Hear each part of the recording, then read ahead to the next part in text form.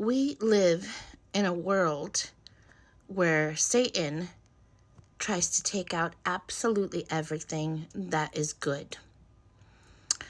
We've seen that with Charlie Kirk, who spoke his beliefs and got unalived for it.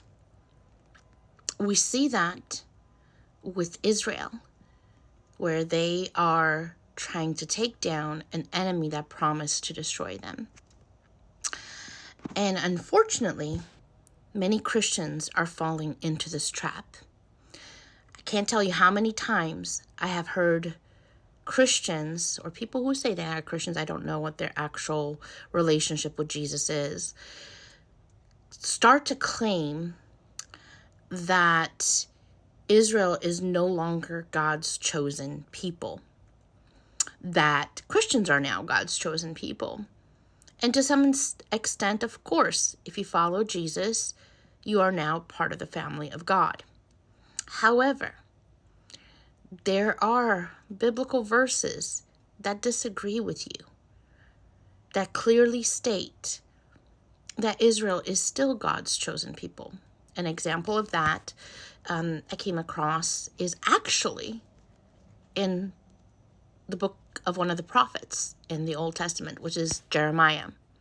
Because we keep on bringing up the new covenant as if that new covenant is only for non-Jewish people. But Jeremiah chapter 31, verse 31 says, "Behold, days are coming, declares the Lord, when I will make a new covenant with the house of Israel and with the house of Judah." So I want you to think about that next time you are led down a path that is unbiblical. And this is religiously speaking, of course. With the unaliving of Charlie, what we are seeing is a mass amount of conspiracy theories, which is not necessarily unusual. We had that with many political assassinations as well, but with Charlie, it seems to be from every single side possible. There are people on the left saying that it was Grapers. The other side is saying it was the far left. And I think both the Grapers and the far left are accusing Israel. We live in a time where we need so much discernment and logic. In the last few days of his life, Charlie had started speaking out against the dangers of radical Islam. So if you're thinking it's Israel or whatever, my question is, why aren't you asking that question too? Now, I don't believe any of these 3 or 4 conspiracies. I really don't. Occam's razor states that sometimes the simplest explanation is the actual explanation. We have a 22-year-old that turned himself in. The father, the family actually helped turn him in. And he comes from a family that was pretty well off, so it's not like he was not doing well. And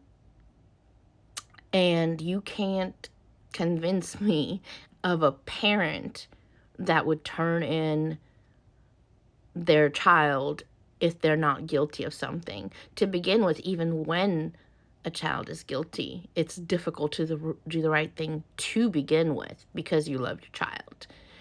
And you want to spare them from consequences. But unfortunately, as a lot of us parents know, we can't spare our children from all the consequences of the choices that they make. I mean, just even that alone makes it very simple. We are mad about this unaliving. At least some of us are. But it is what it is. And as in the press conference today, investigations are still ongoing. So as I'm making this video, there might be more things that come out, but we do know that the suspect that's now in custody is the one who fired that that shot. It's plain as day.